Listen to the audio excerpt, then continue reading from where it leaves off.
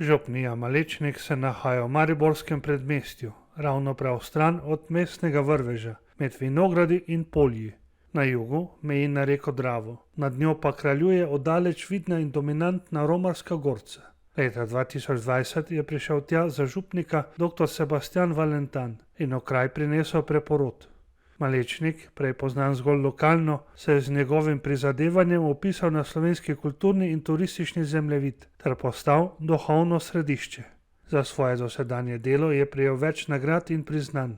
Obiskali smo ga na Mali Šmaren, ko je bil za romarsko in svetoletno cerkev Marijinega rojstva na Gorci največji praznik, da bi doživeli tamkajšnji župnijski in romarski utrip v svetem letu. Župnija Malečnik oziroma Sveti Peter pri Mariboru, kot je njeno uradno ime, je župnija z zelo dolgo tradicijo in s tem seveda tudi z dolgo kulturo.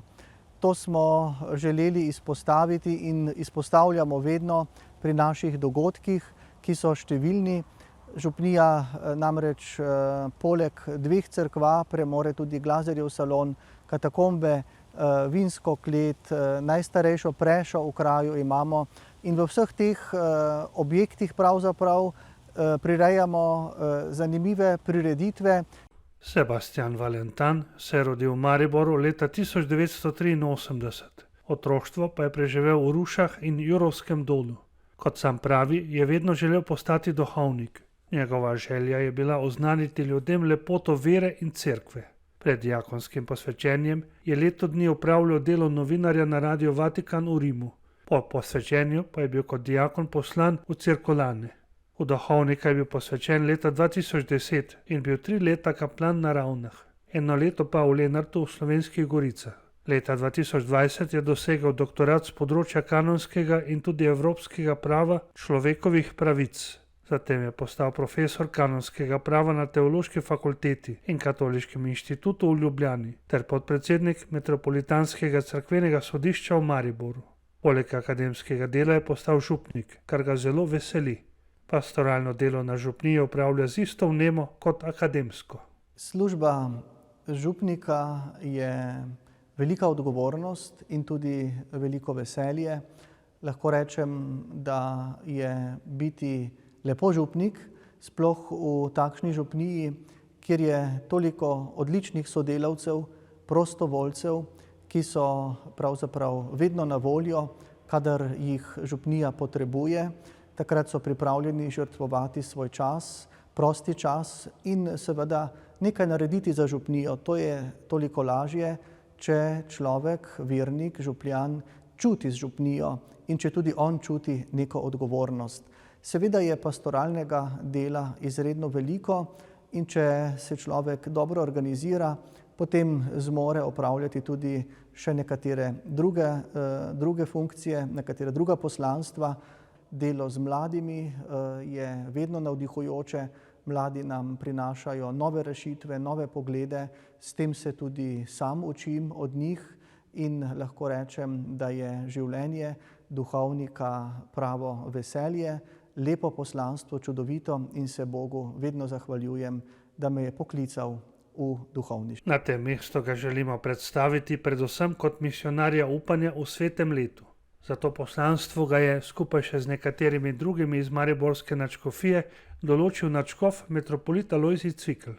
Nalogo misionarja upanja vrši preko svetoletnega Marijinega svetišča na Gorci, ki ji je pooblastilo, da podeljuje popolne redne odpustke, podelil papež Frančišek, odkar je od leta 2023 pridružena rimski baziliki Marije Velike. Kljub temu posebnemu poslanstvu osnovna vloga Sebastiana Valentana ostaja vodenje župnije, ki jo sooblikuje s prizadevnimi župljani. In v svetem letu, jubilejnem letu, ko smo vsi pravzaprav romarji upanja, izvršujem poslanstvo misionarja tako, da skušam biti na voljo romarjem, predvsem tistim, ki prihajajo v naše Marijino svetišče na Gorci in pa tudi drugim, ki želijo kaj izvedeti o odpustkih, o posebni milosti cerkve. Seveda sem na voljo tudi župnijam, ki me povabijo In se mi zdi, da je prav to sveto leto priložnost, da znova na pozitiven način predstavimo svetoletne odpustke, ki so pravzaprav pravi balzam za dušo vsakega vernika. Obisk Gorce, ki se je povečal že od leta pridružitve, je v svetem letu še narastel. Vrata svetišča so vedno odprta. Prihajajo organizirane skupine, župnije, posamezniki, iskalci od vse povsod in vsega sveta. Čudeži pa se tam še vedno dogajajo. Prihajajo tisti, ki v sebi čutijo klic po očiščenju, klic po spreobrnenju. Prihajajo takšni, ki imajo velike prošnje do Matere Božje, takšni, ki imajo v sebi velike zahvale. Se mi je nekaj zgodilo, recimo srečujem ljudi prav z neverjetnimi zgodbami, tudi na dan 8. septembra, ko je največji praznik na Gorci, me je zunaj pred cerkvijo počakala ena gospa in je rekla: zopet sem tu, veste, sem prihajala na Gorco k Mariji moliti in prositi za službo in sem jo v nekaj dneh dobila. Torej, to so res čudeži, ki se dogajajo v srcih ljudi že skozi pravzaprav vso zgodovino te cerkve in se dogajajo še danes. To je nekaj najlepšega. Na razpisu Ministrstva za kulturo niso bili uspešni pri kandidiranju za finančna sredstva pri obnovi zunanjščine cerkve. Kljub temu so začeli z obnovo fasade, ki jo bodo čez leto dni že blagoslovili. Župnik Valentan ob tem pogosto omeni, da bi bilo prav, če bi država prispevala svoj delež za tako pomemben kulturni spomenik. Vendar nas to ni preveč ustavilo. Vsi se zavedamo, da cerkev potrebuje prenovo, predvsem zunanja fasada je potrebna sanacije zaradi izpostavljenosti vremenskih vplivov in želja ljudi in romarjev je tudi, da se cerkev obnovi. Tako smo začeli z obnovitvenimi deli, odri so postavljeni in verjamem, da nam bo skupnimi močmi tudi uspelo. Cerkev svetega Petra v Malečniku je skoraj pred 300 leti dal postaviti župnik Sitih, skupaj s tako imenovanimi katakombami oziroma kriptopodladjo, ki so jih po prizadevanju župnika Valentana ponovno odkrili. Katakombe kot pokopališče veljajo za svet kraj, celotna župnijska cerkev pa tudi za pravo zakladnico umetnosti. V teh katakombah je on kot graditelj cerkve skupaj z nekaterimi drugimi duhovniki tudi pokopan in tudi laiki, tistimi, ki so bili posebej zaslužni za to župnijo. Katakombe še danes nagovarjajo mnoge ljudi. Številni ljudje prihajajo v Malečnik prav zaradi katakomb, ki so seveda odprte po predhodni najavi. Vsakdo, ki vstopi v katakombe, začuti en poseben odnos, tudi odnos vere, spoštovanja, pietete do ljudi, ki tukaj čakajo vstajenja. V katakombah se je že od nekdaj na dan vernih duš 2. novembra obhajala sveta maša. V nekem trenutku se je s tem prekinilo in so bile 2. novembra samo molitve. Pred 5 leti, ko smo katakombe na novo odprli, tudi počistili, pa zopet darujemo sveto mašo. 5. obletnica službovanja v Malečniški župniji je za župnika Valentana gotovo priložnost, da z nami podeli svoje izkušnje dela in življenja v tem kraju. Ko sem prišel pred 5 leti, kako smo začeli ustvarjati in graditi skupnost.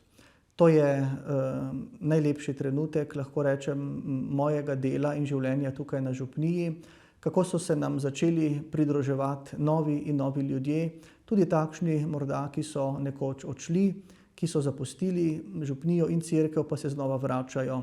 In lepo je videti ob božično-novoletnem sprejemu, ki ga zmeraj vsako leto pripravimo tukaj v Glazerjevem salonu.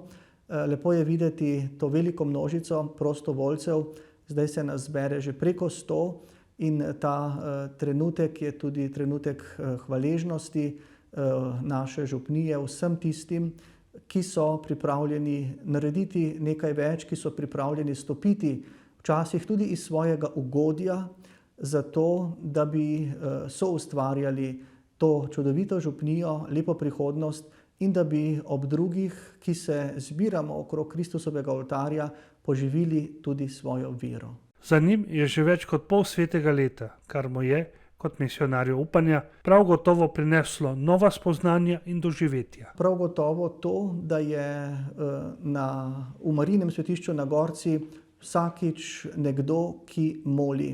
Vsakič je nekdo, ki ga vidim, ko gre mimo, ki bodisi kleči ali ima sklenjene roke s prošnjo k Mariji. Mislim, da je to največ, kar je sveto leto doprineslo tudi našemu kraju in temu svetišču. Tudi kadar pridejo skupine, ampak ko srečaš posameznika res predanega v svoji veri, tihoti, samoti, ko želi biti sam pred Marijo in s tem namenom poromati v to svetoletno cerkev, da bi prejel tudi odpustek, nenazadnje, je namen svetega leta zelo, zelo dosežen. Poglejmo, kako v svetem letu vabi romarje upanja v svojo župnijo, še posebej pa v Marijino svetišče na Gorci. V svetem letu vabimo na Gorco ljudi od vse povsod, preko naših družbenih omrežij, preko spletne strani, preko raznih dogodkov. V svetem letu niso v Gorski cerkvi samo bogoslužja, so tudi nekateri kulturni dogodki, tudi mesto Maribor se zaveda pomembnosti te cerkve, zato smo bili letos del festivala Maribor v Gorski cerkvi. Je potekal koncert klasične glasbe z vrhunskimi svetovnimi glasbeniki. Mislim, da je to ogromno, kar to svetišče lahko nudi posameznikom, našemu kraju, mestu Maribor in seveda širše vsej Sloveniji in vsem, ki radi prihajajo k nam.